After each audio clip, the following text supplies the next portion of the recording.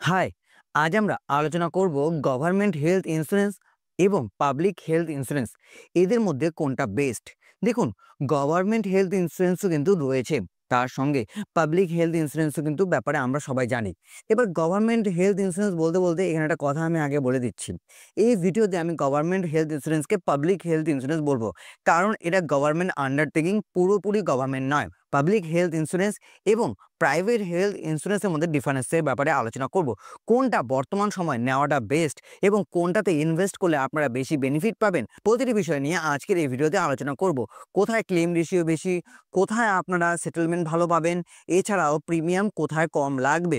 সবার প্রথমে একটা কথা আমি আপনাদের বলতে চাই যে বর্তমানে হেলথ ইন্স্যুরেন্সে ট্যাক্স কমিয়ে দেওয়া হয়েছে, মানে ট্যাক্স নেই। সেই ক্ষেত্রে প্রিমিয়াম কিন্তু এখন অনেক কম, আর এটাই বেস্ট টাইম হেলথ ইন্স্যুরেন্স নেওয়ার। সবার আগে আমাদের দুটো জিনিস জানতে হবে, কোনগুলোকে গভর্নমেন্ট বা পাবলিক হেলথ ইন্স্যুরেন্স বলে আর কোনগুলোকে প্রাইভেট হেলথ ইন্স্যুরেন্স বলে। গভর্নমেন্ট বা public health insurance, oriental insurance, United India, national insurance, new India insurance, এই সমস্তগুলোকে কিন্তু গভর্নমেন্ট বা পাবলিক হেলথ ইন্স্যুরেন্স আপনারা বলতে পারেন। এবার যদি আমরা বলি প্রাইভেট হেলথ ইন্স্যুরেন্সের ব্যাপারে, সেগুলো হলো HDFC আর্গো, ICICI Lombard, Niva Bupa, Care Health Care, Manipal, Tata AIG, Acko, এরকম ৩৩টি প্রাইভেট কোম্পানি আছে যারা হেলথ ইন্স্যুরেন্স বর্তমান সময়ে সেল করছে। দেখুন, এদের মধ্যে আপনার কোনটা পছন্দ বা কোনটা আপনার জন্য বেনিফিট দিয়ে এসেছে সেটা পুরোপুরি আপনাদের ব্যাপার। আমি শুধু বর্তমান সময়ে দাঁড়িয়ে কীরকম রিটার্ন বা কীরকম বেনিফিট আপনারা পেতে পারেন দুটো থেকে সেম, না কোনোটাতে বেশি কোনোটাতে কম, সেই বিষয় নিয়ে আলোচনা করব। হেলথ ইন্স্যুরেন্স কোথা থেকে বাই করবেন, কোনটা আপনার জন্য বেস্ট হবে, গভর্নমেন্ট না পাবলিক, সেটা পুরোপুরি ডিপেন্ড করছে আপনাদের ওপর। পাবলিক সেক্টর হেলথ ইন্স্যুরেন্সের অ্যাডভান্টেজের কথা যদি আমরা বলি, সেই ক্ষেত্রে প্রিমিয়াম কম। কারণ কি, এরা গভর্নমেন্ট ওন কোম্পানি, তো সেই ক্ষেত্রে প্রিমিয়াম অনেকটাই কম হয়। এখানে ট্রাস্ট বেশি পায় লোকে, কারণ আমরা যদি একটা এক্সাম্পল দিই, এলআইসির কথা বলি, লাইফ ইন্স্যুরেন্স কোম্পানি, অন্যান্য যে ইন্স্যুরেন্সগুলো রয়েছে, কোম্পানিগুলো রয়েছে, তাদের থেকে বেশি গ্রাহক সংখ্যা। কারণ কি, এখানে ট্রাস্ট বেশি পায় লোকে। সেই ক্ষেত্রে এখানে টাকা ইনভেস্ট করতে লোকে ভয় পায় না, ভাবে আমার টাকা সেফ, গভর্নমেন্ট আন্ডারটেকিং, এখানে গভর্নমেন্টের হাত রয়েছে।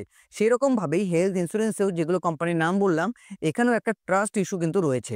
এইসব কোম্পানিতে ইনভেস্ট করা মানে আমার টাকাটা সেফ, বিপদে আমি বা আমার শরীর খারাপ হলে এই হেলথ ইন্স্যুরেন্স থেকে আমি একটা ভালো অ্যামাউন্ট পেতে পারি।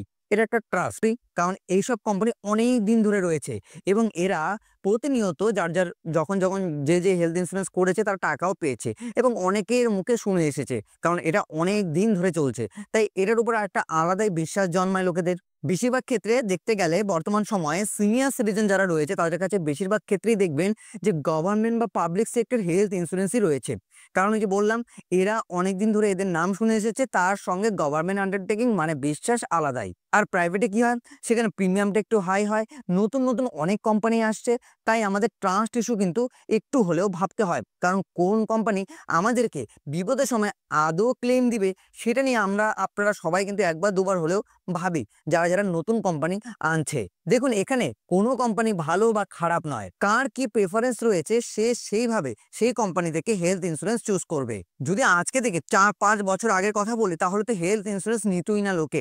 খুব মুষ্টিমেয় লোকের কাছে আপনি দেখতেন যে হেলথ ইন্স্যুরেন্স রয়েছে, আর যাদের কাছে রয়েছে তারা শুধুমাত্র এই গভর্নমেন্ট ওন যেগুলো কোম্পানি রয়েছে সেখান থেকে হেলথ ইন্স্যুরেন্স নিত।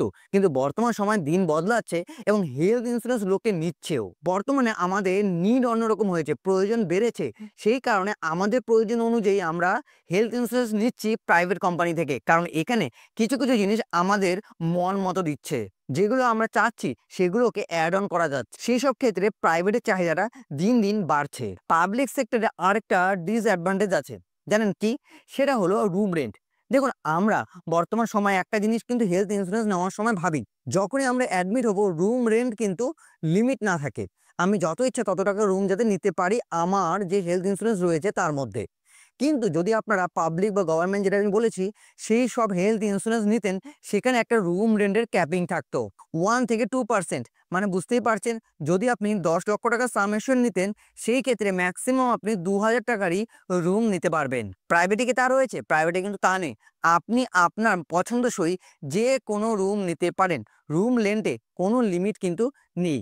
যে কোম্পানিতে আপনি হেলথ ইন্স্যুরেন্স করিয়েছেন গভর্নমেন্ট ওনে, সেখানে কিন্তু কিছু লিমিট রয়েছে। মনে করুন আপনার এই ডিজিজে এত টাকা অবধি কিন্তু আপনার সাম অ্যাসিওরড থেকে দেওয়া হবে।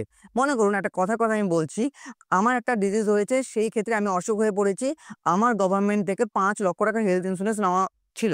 সেই ক্ষেত্রে লেখা ছিল ওই চার্টে বা ওই হেলথ ইন্স্যুরেন্স যে নিয়েছি সেখানে যে আমাকে সবকিছু দেওয়া হয়েছে ফাইল, সেখানে লেখা আছে যে আমি এই ডিজিজের জন্য ওই 5 লাখের থেকে মাত্র 50,000 টাকাই ইনভেস্ট করতে পারবো, মানে নিতে পারবো, এর বেশি নিতে পারবো না। কিন্তু প্রাইভেটে কিন্তু তা নয়। বর্তমানে প্রাইভেটে আপনি 5 কেন, আপনি পুরো টাকা চাইলে সেই ডিজিজের জন্যই খরচা করতে পারবেন, কোনো লিমিট নেই। আগে পাবলিক সেক্টরে কোনো রাইডার ছিল না, কিন্তু বর্তমানে প্রাইভেটে প্রচুর রাইডার আনা হয়েছে, যাতে আপনাদের আরও সুবিধা হয় এবং নিজের পছন্দ মতো হেলথ ইন্স্যুরেন্স আপনারা নিতে পারেন। যদি ক্লেম সেটেলমেন্টের কথা বলি, 99% ফাস্টার যদি আপনারা পাবলিকের সঙ্গে প্রাইভেটের তুলনা করেন। প্রাইভেটগুলো আপনাদের মিনিট কয়েকের মধ্যেই আপনার ক্লেম রেশিও সেটেল করে দেয়, বা ক্যাশলেস তো এখন রয়েছেই। কিন্তু এখন অবধি অনেক ইন্স্যুরেন্স কোম্পানি রয়েছে গভর্নমেন্টের, যেগুলোর মধ্যে কিন্তু ক্লেম রেশিও খুবই কম, কারণ তারা 1 নাম্বার সেটেলমেন্ট করতে 2, 3, 4, 5 ঘন্টাও লাগিয়ে দেয়। কিছু কিছু তো রয়েছে যেগুলো এখনো ক্যাশলেস তো দূরের কথা, ফিজিক্যাল সাবমিট করবেন, তারপর গিয়ে আপনি আপনার টাকা পাবেন। তাহলে বুঝতেই পারছেন কেন এখন লোকে প্রাইভেটের পেছনে ছুটছে। ভিডিওতে আরো কিছু জানার আগে আমি বলবো, কারণ কিছুদিন আগে আমরা কিন্তু হেলথ ইন্স্যুরেন্স নিয়ে একটা ভিডিও বানিয়েছি, যেখানে আমরা আলোচনা করেছি আপনার জন্য কোন হেলথ ইন্স্যুরেন্সটা বেস্ট হবে, কোন ক্যাটাগরিতে কোন হেলথ ইন্স্যুরেন্স বেস্ট, পুরো ডিটেলস আলোচনা করেছি। তার সঙ্গে এইচডিএফসি আর্গোতে ইনভেস্ট করা উচিত কিনা বর্তমান সময়, সেটা নিয়েও ভিডিও বানিয়ে রেখেছি। ডেসক্রিপশন বক্স এবং আই বাটনে লিঙ্ক দেওয়া থাকবে, এই ভিডিও শেষে দেখতে কিন্তু ভুলবেন না। ভ্যালু অ্যাড অন, যেটা আমি একটু আগে বললাম, রাইডার অ্যাড করা যায়। এবার রাইডার যখনই অ্যাড করবেন, সেখানে ভ্যালু আপনাদের একটু বাড়লেও আপনারা বেনিফিটটাও ভালো পাবেন। আপনার মন পছন্দের বেনিফিট পাবেন। আমার এই রোগের জন্য এইটা লাগবে, আমার এইটার জন্য এটা লাগবে, আমি সেই হিসেবে অ্যাড করতে পারবো এবং সেই হিসেবে আমি পেমেন্ট করতে পারবো, যেটা প্রাইভেটে তো রয়েছে, পাবলিকে নেই। প্রাইভেটে আপনারা ওপিডি কভার পাবেন, যদি আপনি অ্যাড করেন ম্যাটারনারি পাবেন, যেগুলো কিন্তু পাবলিক বা গভর্নমেন্ট সেক্টরে নেই। ওইসবের ক্ষেত্রে কিন্তু আপনাকে আলাদাভাবে প্ল্যান চুজ করতে লাগে, মানে একই প্ল্যান আপনি নিয়েছেন, তার মধ্যে এগুলোকে ঢুকাবেন, সেটা কিন্তু হয় না। সেটা শুধুমাত্র প্রাইভেটেই হয়। একটু আগে তো বললাম ডিজিটাল ফ্রেন্ডলি নয়। এবার প্রাইভেটগুলো কি ডিজিটাল ফ্রেন্ডলি, মোবাইল দিয়ে করছেন, যখন তখন মোবাইলে দেখছেন, মোবাইল দিয়ে পেমেন্ট করছেন, সবকিছু ইজি হয়ে যাচ্ছে। কিন্তু গভর্নমেন্টগুলো রয়েছে হয়তো অ্যাপ, কিন্তু সেই রকমভাবে সার্ভিস দিতে পারছে না। বেটার নেটওয়ার্ক, এবার বেটার নেটওয়ার্ক বলতে দেখুন, আজকে আপনি এই সময় দাঁড়িয়ে যে কোনো হসপিটালে যান, যে কোনো নার্সিং হোমে যান, আপনি ওখানে কিন্তু বড়ভাবে চার্ট পাবেন যে এই হেলথ ইন্স্যুরেন্সগুলো আমরা নিই। সেখানে দেখবেন প্রাইভেটের বেশিরভাগ হেলথ ইন্স্যুরেন্সের কোম্পানিরই নাম রয়েছে।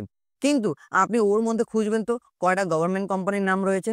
যখন আপনি সেই বড় নার্সিং হোমে যাবেন বা ওইসব হসপিটালে যাবেন এবং আপনি যখন বলবেন গভর্নমেন্ট হেলথ ইন্স্যুরেন্স আমাদের রয়েছে, তারা দেখবেন তো অনেকভাবে অনেক নকশা করে তারপর নিতে চায়। বাকি প্রাইভেট হলে তারা নিমেষের মধ্যে একবার ভাবেও না। প্রাইভেটে কি কোনো খারাপ নেই? না, না, প্রাইভেটেও খারাপ রয়েছে। কস্ট হাই, যখনই কিছু অ্যাড অন করবেন তখনই আপনার কস্ট আরো হায়ার হবে। তো সেই ক্ষেত্রে আমি প্রাইভেটকেও খারাপ বলি। কারণ ১ নম্বর তো প্রাইভেটে যদি হেলথ ইন্স্যুরেন্স নেন, আপনার হিসেবের বাইরে গিয়েই পড়বে, ভালো হাই, এবং তার সঙ্গে যদি ১ টা ২ টা ৩ টা জিনিস অ্যাড অন করেন, তাহলে তো ধরে নেন আবার ৫, ৭, ১০,০০০ টাকা আরো বেড়ে যাচ্ছে। আর প্রাইভেটে হিডেন ক্লজ অনেক থাকে। যখন আপনি হেলথ ইন্স্যুরেন্স করবেন বা তার ব্যাপারে সবকিছু জানবেন, আপনাকে 60 to 70 পেজ দেওয়া হয় এবং ছোট করে লেখা। সবার প্রথম আপনারা হোক বা আমি হই, কেউই এই 60 to 70 জিনিস তো পেজ তো পড়িই না। শুধু তাদের কাছ থেকে শুনি এই বেনিফিট রয়েছে, আমরা কিছু ঘাটাঘাটি করি, এই বেনিফিট রয়েছে, ক্লেম রেশিও ভালো রয়েছে, আমরা নিয়ে নিই। এবার সেইখানেই অনেক ক্লজ থাকে যেগুলোর ব্যাপারে আমরা জানি না। যখন আমরা সেই বিপদে পড়ি, তখন আমরা সেই প্রাইভেট সেক্টরের ক্লজগুলো জানতে পারি এবং তখন মনে হয় এই হেলথ ইন্স্যুরেন্স না নিলেই ভালো হতো। কিন্তু গভর্নমেন্টে কোনো কিছু লুকানো কমই থাকে। মোটামুটি যা জানা থাকে সেগুলোই দেয় এবং যা বলার তারা আগেই বলে দেয়। পাবলিক সেক্টরে কম এজেন্ট পাবেন, কারণ এইসব সেক্টরে কিন্তু এজেন্ট খুব কমই হয় এবং প্রাইভেট সেক্টরে যে কেউ এজেন্ট হতে পারে বর্তমান সময়, এবং এজেন্ট প্রচুর। সেই কারণে কি হয়, আপনার আশেপাশে কানের মাঝে পাবলিক সেক্টরের নামই বেশি আসবে না, আসবে কোষের প্রাইভেট সেক্টরের নাম। একটা চার্ট আমি দেখাচ্ছি, তাহলে আপনারা ভালোভাবে বুঝতে পারবেন। দেখুন ফিচার্সে প্রিমিয়ামের কথা যদি বলি, পাবলিক সেক্টরে লোয়ার, প্রাইভেট সেক্টরে হায়ার। এবার ক্লিন সেটেলমেন্ট মডারেট পাবলিক সেক্টরে এবং প্রাইভেট সেক্টরে ফার্স্ট। নেটওয়ার্ক হসপিটালের লিমিটেড পাবলিক সেক্টরে, কিন্তু প্রাইভেট সেক্টরে লার্জ এবং মেনি অপশন, প্রচুর অপশন পাবেন, প্রচুর হসপিটাল পাবেন। ডিজিটাল সার্ভিস মডারেট, এখন আস্তে পাবলিক সেক্টর ডিজিটাল সার্ভিসে ঢুকছে। কিন্তু প্রাইভেট সেক্টর আগে থেকেই রয়েছে, হাইয়ে রয়েছে। এবং কাস্টমার সাপোর্টের কথা যদি বলেন, সেখানে পাবলিক সেক্টর মডারেট, মানে মাঝামাঝি, কিন্তু আস্তে আস্তে ডেভেলপ হওয়ার চেষ্টা করছে তারা। কিন্তু প্রাইভেট সেক্টর আগাগোড়া হাই, যখনই ফোন করবেন আপনারা তাদের কাছ থেকে হেল্প পেয়ে যাবেন। দেখুন, যারা রিস্ক নিতে চায় না, আমি আগেই বলেছি সিনিয়র সিটিজেন যারা রয়েছে তারা বেশি রিস্ক নিতে চায় না, তারা কিন্তু এই গভর্নমেন্ট ওন যেগুলো কোম্পানি রয়েছে পাবলিক সেক্টর, সেখানে যেতে পারে। প্রাইভেট সেক্টরে রিস্ক বেশি রয়েছে, আমি একটু আগে বলেছি, এখন অনেক কোম্পানি নতুন নতুন আসছে এবং তাদের ব্যাপারগুলো বোঝা অনেক কষ্ট। তাই আমি বলবো আপনারা আমার চ্যানেলটাকে সাবস্ক্রাইব করে রাখুন। প্রতিটি হেলথ ইন্স্যুরেন্সকে নিয়ে আমরা কিন্তু রিভিউ করছি। তার আগে আমরা ১ মাস বা ১৫ দিনের মতো সেই হেলথ ইন্স্যুরেন্স নিয়ে ঘাটাঘাটি করছি। কাস্টমার সাপোর্টের সাথে কথা বলছি। সবকিছু জিনিস কি বেনিফিট রয়েছে, কি ডিসঅ্যাডভান্টেজ রয়েছে, সবকিছু জিনিস আমরা নোট করছি। তারপরে কিন্তু আপনাদের সামনে তুলে ধরি, যাতে আপনারা পুরোপুরি ভালোভাবে বুঝতে পারেন যে সেই হেলথ ইন্স্যুরেন্স যেই কোম্পানির কথা আমি বলছি সেটা আপনাদের জন্য বেস্ট হবে কিনা। সোজা কথায়, যারা প্রাইভেট নিয়ে ভয় পায় না এবং ভালো সার্ভিস চায়, তার সঙ্গে অনেক কিছু অ্যাড করতে চায়, নিজের মতো করে হেলথ ইন্স্যুরেন্সটা ক্রিয়েট করতে চায়, তাদের জন্য প্রাইভেট বেস্ট। দেখুন, বেস্ট কোনটা সেটা আমি আগেই বললাম। এবার এটা আপনাদের উপর ডিপেন্ড করবে, প্রাইভেট না পাবলিক, আপনার চয়েস যেরকম সেরকমভাবে আপনি চুজ করতে পারেন। কিন্তু হেলথ ইন্স্যুরেন্স নেওয়ার আগে ২-৩টা জিনিস আপনাকে জানতে হবে, সেটা একবার শুনে নিন। ক্লেম সেটেলমেন্ট রেশিও দেখবেন, কভারেজ স্কোপ দেখবেন, কি কভার আছে আপনার হেলথ ইন্স্যুরেন্সে এবং কি কভার আপনার লাগবে। রুম রেন্ট লিমিট দেখবেন, যেটা আনলিমিটেড হবে বা লিমিটলেস হবে সেটাই বেস্ট। ফুল ডিসক্লোজার পড়বেন, সাথে নেবেন, কারণ ফুল ডিসক্লোজারের মধ্যে অনেক কিছু লেখা থাকে, আপনি চাইলে পরেও পড়তে পারবেন। তাছাড়াও অ্যাড অন, কি অ্যাড অন করবেন, কোনটা আপনার দরকার সেগুলো অ্যাড অন করবেন। যেগুলো এক্সট্রা অ্যাড অন করে রাখবে আগে থেকে, সেগুলোকে আপনারা বাদ দেওয়ার চেষ্টা করবেন। তো আশা করি এবার নিজেরাই আপনারা চুজ করতে পারবেন, গভর্নমেন্ট বা public sector health insurance best না private sector health insurance best. এরপরেও যদি কোনো প্রশ্ন থাকে হেলথ ইন্স্যুরেন্স সম্পর্কে, নিচে কমেন্ট বক্স আপনাদের জন্য খোলাই রয়েছে। ভিডিওটি দেখার জন্য আপনাদের সকলকে অসংখ্য ধন্যবাদ। ভিডিওটি বন্ধু-বান্ধব এবং গুরুজনদের সাথে শেয়ার করে দিবেন, যাতে এরকম ভিডিও ভবিষ্যতে আমরা আপনাদের জন্য আরও নিয়ে আসতে পারি।